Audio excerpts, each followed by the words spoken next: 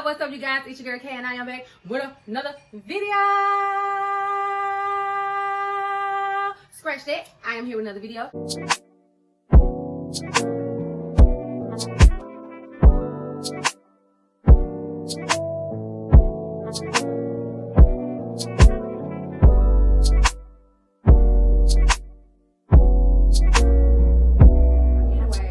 If y'all have read the title, then you already know what's going to be discussed in this video, honey. And if you want to know what, ooh, let me put the girls up, because the girls, ooh, they out today. They out today, y'all. Let me. Anyways, if you want to know what your girl is talking about, then let's stay tuned for this video. Okay, you guys, if you read the title, then you already know, like I said, what this video is going to be about. I apologize in advance if you hear some noise. My kids are in the background for sure, and they are not going to be quiet. They're not.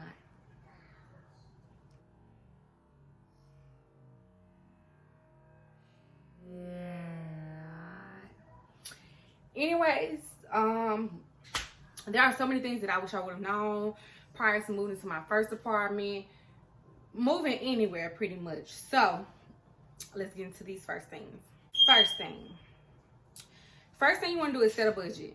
A lot of times we don't think about budgets and like, oh, it doesn't matter, I'll be able to afford it, woo, woo. It is so important to work out your numbers beforehand before trying to hop and get any apartment.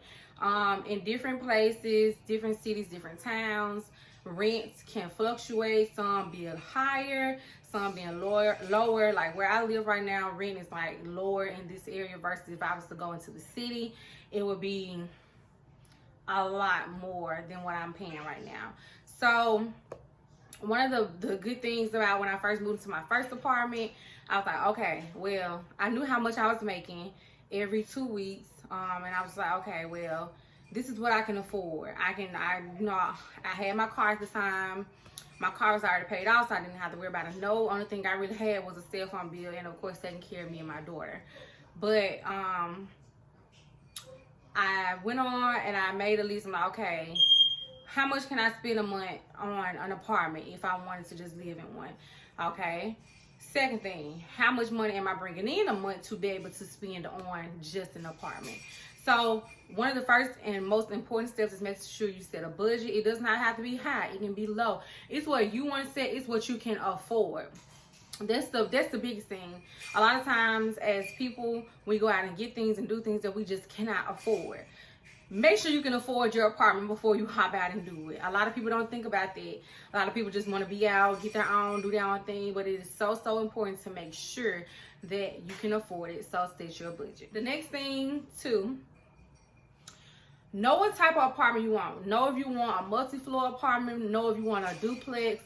Know if you want one of the apartment that's like a single house. Like there are apartments like that. You guys need to know what type of apartment that you want. Me going into my first apartment, I was in a multi-floor apartment. There was 2 floors. I was on the bottom and I had a neighbor above me. I would never make that choice again unless I lived in maybe the city or something, where I know the quality of the apartments would be a lot better. The apartment that I lived in for my first time moving out, the quality of the apartment was trash as hell. Because you can hear everything. Like you can hear everything through the walls. You can hear when people are arguing. You can hear when people were fighting. You can hear when they was... You can hear all of that, and it was so terrible. Just imagine laying in bed at 1 o'clock in the morning, you hearing stuff like that, and you have a child laying beside you or a child in the room to sleep or whatever.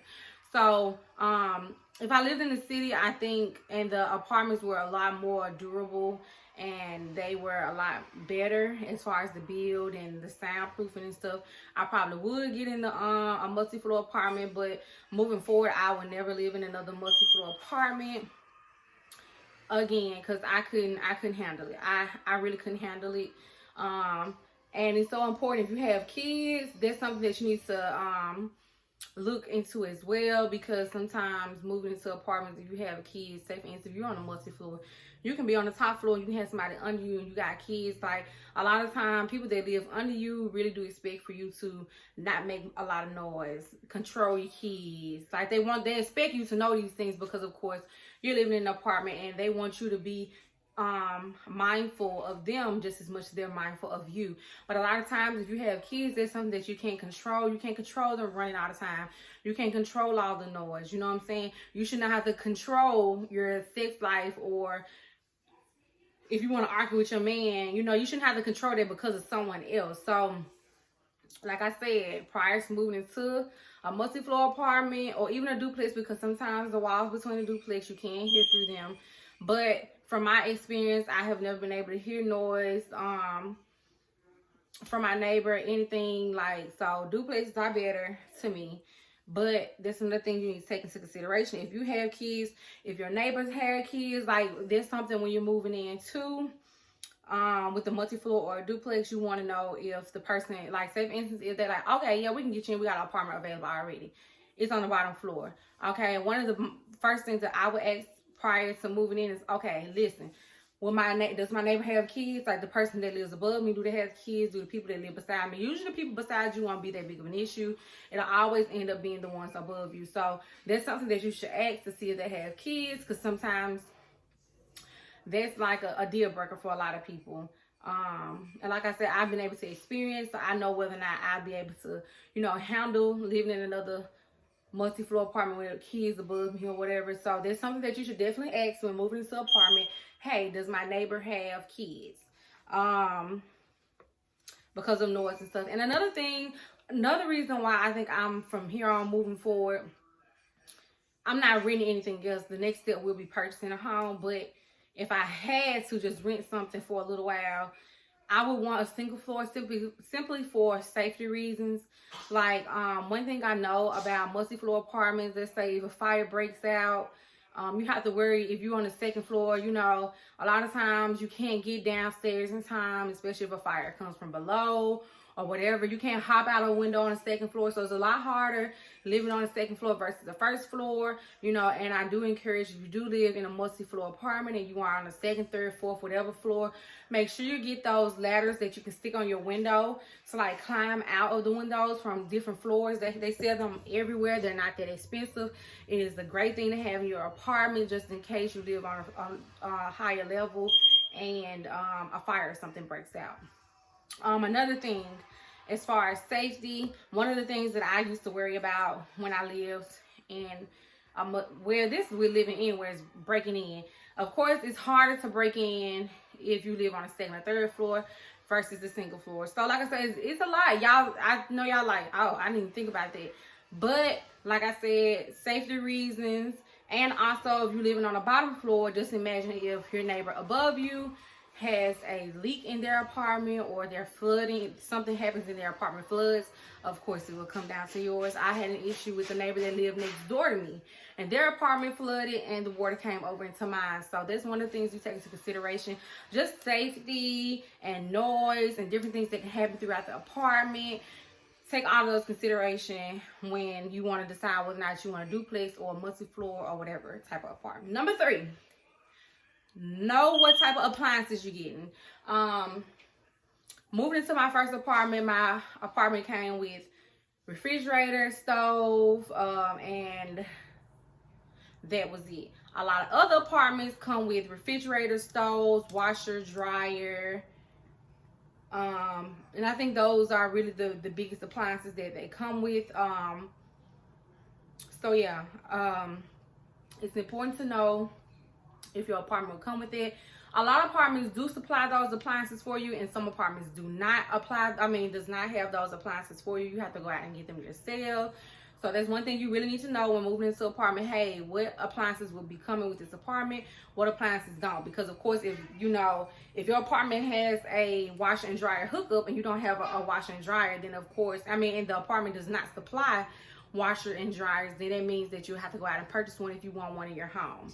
And you have to fit that all into your budget, because of course, if you're moving in somewhere, you want to make sure you have everything that you need in your home. So that's one of the biggest things, to also make sure you ask, please ask, what type of appliances come with my apartment or my duplex or my house. Like I said, the first place I moved into, they had the stove and the refrigerator. We did not have any wash and dryer hookups. The next place that I moved to, I did have a stove and a refrigerator, and I had a wash and dryer hookup, which meant that I had to include a wash and dryer to my budget to be able to get one into my apartment, because the apartment, well, it's not an apartment, it's a duplex. They did not provide washer and dryers, so I had to buy my own. Next thing, amenities. It is so important to know what type of amenities you have at your apartment complex and your duplex, whatever. A lot of down where I live, I'm in the Delta, there are not a lot of amenities that comes with apartments, duplexes, or whatever. There are not a lot of amenities. My last apartment had a park, and they had a wash house. Hated it, especially when COVID-19 came around. It was stressful for me just going to the wash house because I know other people were there. You know, you just never know. So those were the only amenities that I had there. And of course, the only amenity that at the new place I'm in now is a park. A lot of places in the city, they have parks. They have a wash house for you. They got a gym. What else they got? Pools, parks, basketball court, tennis court. Like, they have all of those things. Those are awesome amenities to have. Of course, like I said, when you start getting to those type of amenities, then that means that the pricing of your apartment might be a lot higher. And some apartments do have packs where you can purchase. Okay, well, let me add an extra $50 a month so I can have these amenities. And sometimes the amenities are extremely free for the tenants. So like I said, that's something you definitely want to look into. If you're one of those type of people that you like to go to the gym, but you don't want to go 30 minutes from your house or 10 to 5 minutes from your house, you want to be able to go to the gym in your area, look for those amenities in your apartment complex, you guys. And like I said, there's not many amenities like down here in the Delta or whatever, but when you get close to the city and stuff, they have a lot of amenities. There's so many great amenities that come with apartments that it's almost like, dang, do I even want to go buy a house because I got all this good stuff that come with my apartment? So yeah, that's another thing. 5, know what all your bills will consist of in your apartment. You need to have, before moving in, you need to have a clear idea of what bills you'll have. And when I say that, like, for instance, my last apartment, the only bills that I had in my apartment were light bill, water bill, my rent, of course, and internet. Those were the only bills that I had to worry about in my home. I didn't have nothing extra or nothing like that. When you move into a different type of apartment, like I say, duplexes or just single house apartments or whatever, you'll have lights, you'll have gas, you'll have garbage, you'll have water, you'll have internet. You know, like, there are so many bills that, you know, just like the new places I live, I have more bills here than I did in my last one. Of course, not just only those type of bills, but, you know, grocery bills, the household product bills, because you got to have tissue, paper towel, washing products, and all of that, soap, toothpaste, all that good stuff. So that's another thing that you need to look forward to when you're, you know, looking for your apartment. Like, okay, what bills am I going to have? Let me make sure this fits into my budget, because if something doesn't fit into your budget, then you need to work something out. I don't have, in my last apartment, my light bill was never over $80-something. I don't know now, because I have washer and dryer, I have gas, I have all that type of stuff now in my apartment. So it's a lot different. So yeah, make sure you know what type of bills that you are getting prior to moving into your apartment. That is so important, and it is so important to know simply because of your budget. Last thing, but definitely like not least, that I think that you should know prior to moving into your apartment. I mean, you should do prior to moving to your apartment. Set a date. Say, for instance, if you want to move into an apartment 3 months from now, or you want to move into an apartment 6 months from now, or you want to move into an apartment 12 months from now, make sure you start shopping for your place ahead of time. There is nothing worse than getting an apartment and having to buy everything at one time. I've always had that issue in my first apartment. Of course, I brought everything that was in my old bedroom in my mom's house to that apartment. I had to get furniture for my living room, TVs. I had to get dining room tables and stuff for my kitchen. I had to get all kitchen appliances. I had to get, not kitchen appliances, but you know, fork, spoon, plates, all that. I had to get dressed for my little girl room, bed for her room. I had to get all bathroom stuff. Like, there was a lot that I had to get prior when I moved into that apartment. I didn't have it all when I first moved in, but I gradually got it like in a week or 2 weeks time, because I'm one of those type of people. I gotta get what I gotta get done.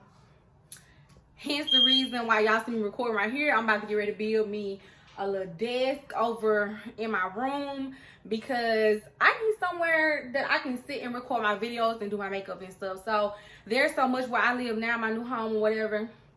There's so much stuff that I need to do here that I still haven't done. I've almost been here a month, but I'm giving myself time because I know I'll be here for a little minute, so I'm not really worried about it. But like I said, when moving into an apartment, it is so important to start prepping before moving out. Sometimes we don't have an option. Sometimes we just have to hurry up and move out. Things may come up, you gotta hurry up and go find somewhere. That's so totally understandable. But if you have a plan, or if you know for a fact that you want to move out, start buying your household products ahead of time. Start saving money for your furniture. You know, even if you're putting it back $50 every 2 weeks or $100 every 2 weeks, so when you go into your apartment, you'll be able to buy your furniture, because you don't want to go get furniture and you have to get a loan for it, and you paying on furnitures and you paying on TVs and you paying on, you don't want to do that, honey, because you already are moving to a new apartment. You already gonna have new bills. So it is so important to make sure that you prep before moving into your apartment. So you guys, those are all my ideas on what you should know when moving into your apartment. If you guys have any more ideas or suggestions, make sure you leave those down in the I'm about to say the description box, guys. Make sure you leave that down in the comment section for your girl, because I know I probably missed a couple things, but those were the most important things to me when I was moving to my first apartment. So yes, you guys, as always, it's been enjoyable talking to you all, and I hope you all like this video or whatever. Make sure you give this video a thumbs up. Make sure you hit the subscribe button, and make sure you leave a girl a comment down in the comment section, and we'll see you in the next video.